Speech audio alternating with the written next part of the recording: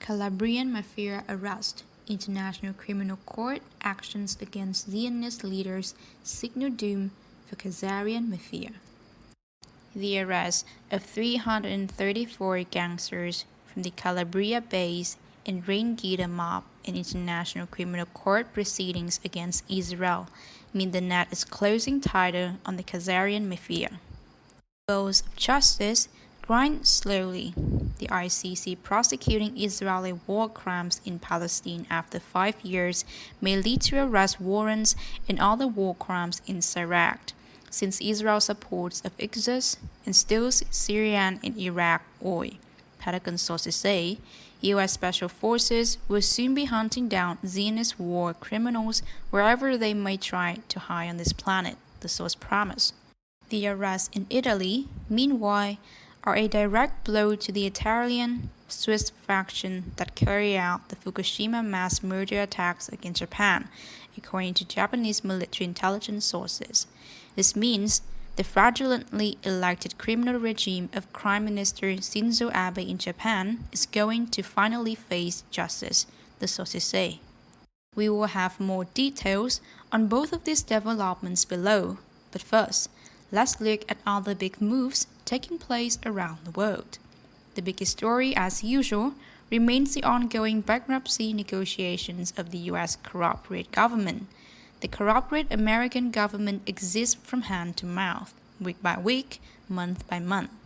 This is not sustainable and at some point must be reset, British intelligence sources say.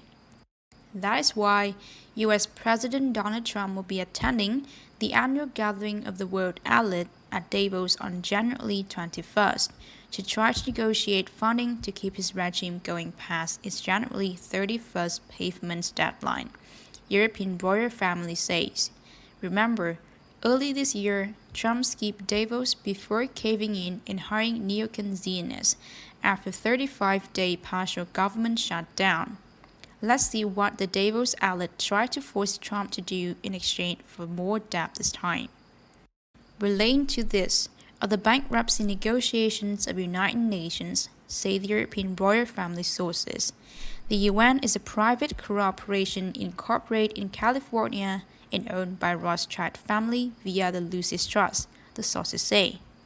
The Rothschild are doing everything in their power to keep their entire brigade UN, US, IMF, World Bank, and BIS structure going on in a giant circle jerk. The Rothschild-owned private central banking monopolies, quantitatively easing is another word for buyback, artificially sustaining a collapsed market, the European royals explain. A sign this is unsustainable is the fact that the banks are charging individuals every higher interest rates, even as the FRB gives the bank ever cheaper money. However, despite Zionist propaganda media cheerleading, the real economy is getting worse, so more of those expansion loans to keep real people are going bad. Maybe that's why the Rothschild World Bank subsidiary warned the December 19 of the worst debt crisis in 50 years. Meanwhile, the U.S. corporation has been caught lying about gold reserves, while the flagship Glencore Commodities Corporation is facing multiple criminal investigations and lawsuits. Relating to all this was a shoot down at FBI's headquarters last week that left 2 FBI agents dead. The official Russian news claimed the attack was carried out by a lone individual. However, our Russian sources say the real target was Vladimir Putin, and the attack was carried out by 9 militants from the right sector of Ukraine. 3 of them were killed, 3 were taken to prison, and 3 managed to escape. The attack took place while Putin was nearby for an FBI state celebration. This is a war inside FBS, the source adds. In other words, the Zionist Rothschild faction tried and failed to kill Putin. The question now is whether Trump would join Putin in rebelling against his Rothschild massacre. Our Pentagon sources seem to think this is exactly what he's doing. Here's their description of what Trump is really up to. After wishing the federal workforce and military a Merry Christmas, Trump may have given the ICC the green light as a Hanukkah present to Bibi Israeli Prime Minister Benjamin Netanyahu, with U.S. Secretary of State Mike Pompeo pretending to defend Israel, while U.S. Special Forces working with Russia may arrest Israeli war criminals wherever they may be, to add gravitas to Nuremberg No. 2. It appears that the UN, EU, Russia, China, India, Brazil, Germany, France, the UK, Japan, Iran, Turkey, and the international community support the ICC and the Hezbollah-backed Prime Minister in Lebanon, as Israel is implicated in Epstein pedo entrapment. The 11th September, the 11th, the match, the MH370, MH17, and other anti-Goy crimes against humanity. Former Pakistani military ruler Musharraf being sentenced to death for treason is a stern warning to Saudi, Israel, royals, Zionists, and the deep state about the severity of military tribunals. The arrest of 334 mafiosi in Calabria were definitely a part of this crackdown.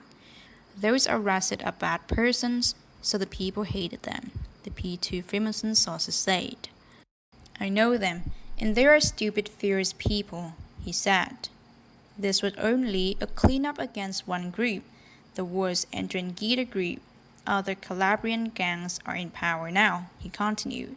The arrests include a police chief, a former member of the parliament close to former Prime Minister Silvio Berlusconi, as well as lawyers and accountants in Switzerland and northern Italy involved in the 2009 theft of $1,034 billion worth of Japanese bonds, P2 Freemason sources add.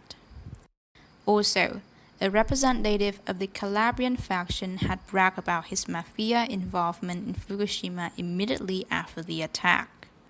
It was after Fukushima that Abe was put into power in Japan through election fraud.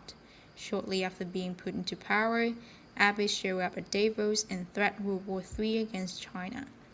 This same Abe, who once threatened China, is now sucking up to them big time, as you can see from Japanese news reports about his upcoming summit with Chinese President Xi Jinping.